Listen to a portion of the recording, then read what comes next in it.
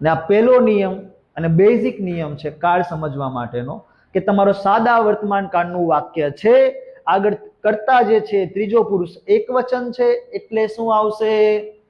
મુખ્ય ક્રિયાપદની પાછળ, મેઇન વર્બની પાછળ શું લાગશે?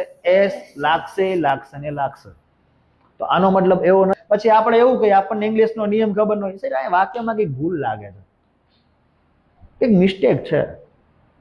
શું મિસ્ટેક છે? સર પાછળ એસ છે, આવું એસ થોડું હોતું હશે, આગળ તો બહુવચન તો છે નહીં, માય સિસ્ટર લખ્યું છે. તો એક કામ કરો સર, ને પાછા દોઢા શું કરે, આ સિસ્ટરની પાછળ એસ લગાવી દે. સર પાછળ એસ લાગ્યો છે, બહુવચનનું વાક્ય છે, આ ભૂલી ગયા છે બુકવાળા, એસ લગાવો. પણ ખરેખર બુકવાળાને જ ભૂલ્યા, તું ભૂલ્યો છો નિયમ. બુકવાળાને તો યાદ જ છે નિયમ, બુકવાળાને તો ખબર જ છે બધી વસ્તુ, એને બુક બનાવી છે, ને બુક બનાવી છે તો એની પાસે કંઈક તો ડિગ્રી હશે, એ બધું એના અનુભવથી વસ્તુ બનાવેલું છે.